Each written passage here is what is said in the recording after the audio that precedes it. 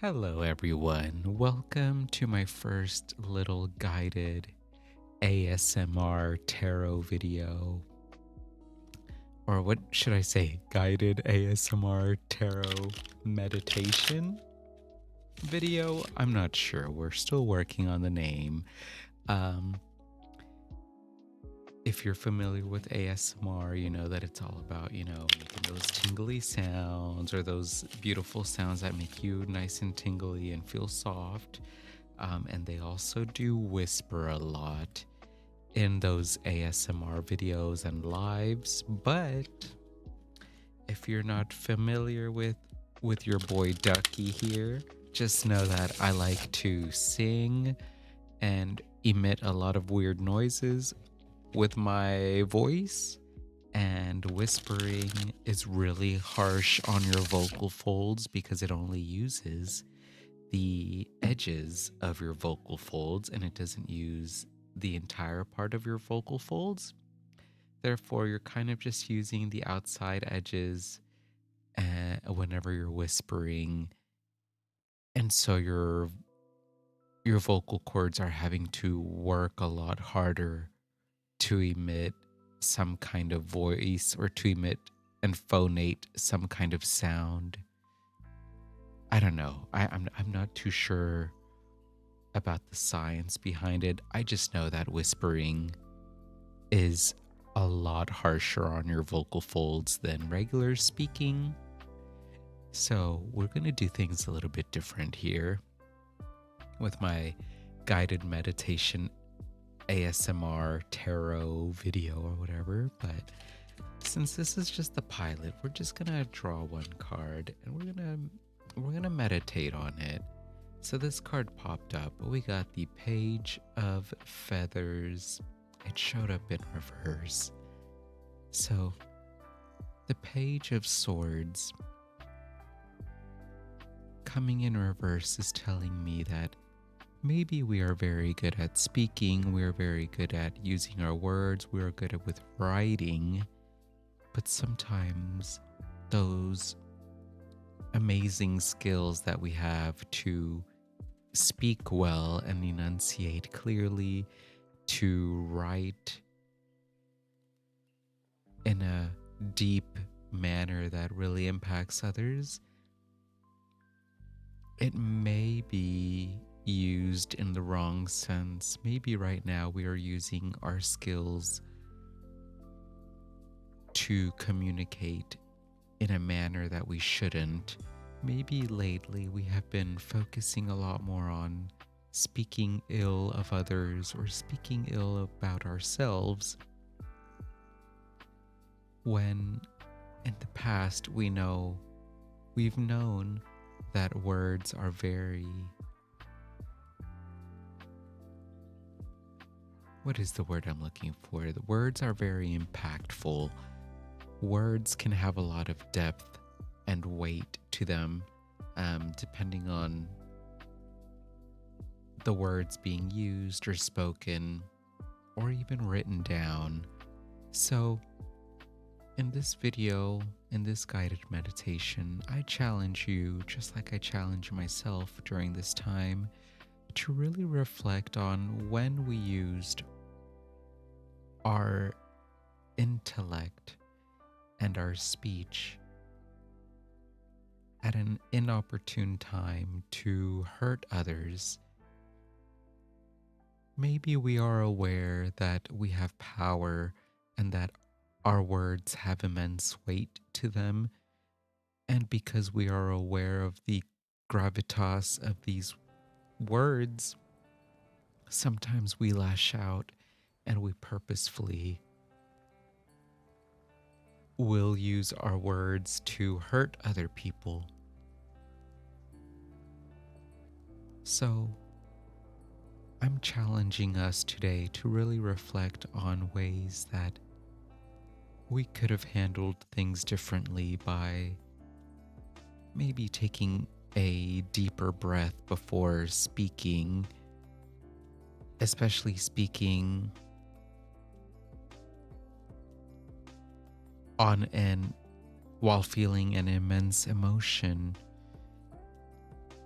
maybe we should have taken some time to breathe and reflect upon the emotion that we're feeling before we said what we said, or before we thought whatever it was that we thought that created some kind of tension, or that may have created a rift or a divide between us and another party or a situation.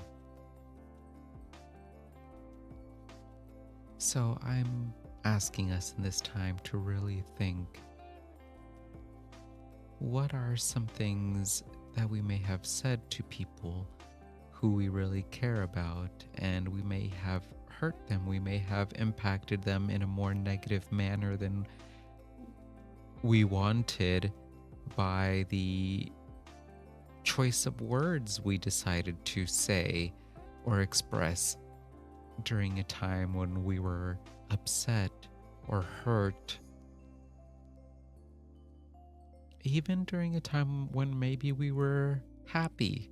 Sometimes I know that there are moments whenever I'm just very silly and happy go lucky, and I may say something that in the time was in poor taste, or maybe it was not the right time and I should have read the room a little bit better, and it put me in a negative light, even if my intentions weren't to hurt anyone and they were just to express my goofy nature. I may have unintentionally hurt someone. So let's just take this time to really be mindful today about our words, the gravity and severity that words can have. You know, there's a book that I love called Becoming Bulletproof by Evie Pompouras. I'm sorry if I mispronounced her last name, but in the book, she briefly talks about this study. And I always talk about this study because it's something that really stuck with me while reading this book.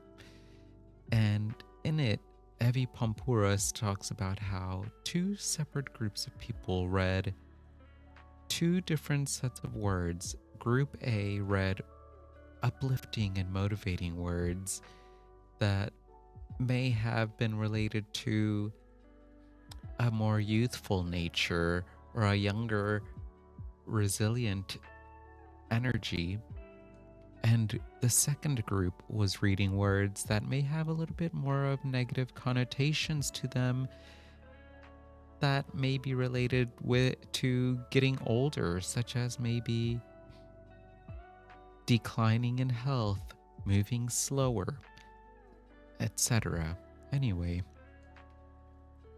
afterwards, after the two groups of people read the words or whatever, the researchers studied or observed how each group walked out of the room, and group A, the ones that read words that were uplifting and motivating and may have been associated more with youthful age or something, they walked faster and more confident and with a sense of purpose, as opposed to group B, who read these words that were a little bit more draining and depleting of one's own life force and their own confidence. They walked slower out as they were leaving the room. And so this really highlights how impactful words are, whether we are just speaking them or reading them or even thinking them inside our heads. We need to be mindful that the words that we speak and the words that we speak to others and to ourselves have great severity and great importance, and we choose whether we want to uplift ourselves and others with our words, or if we want to tear down and criticize others as well as ourselves with our words. So that is kind of all I'm seeing here with this little guided meditation, or just spiel about this card and the tangent that I went about. just remember to be mindful of the words. Something that I am practicing.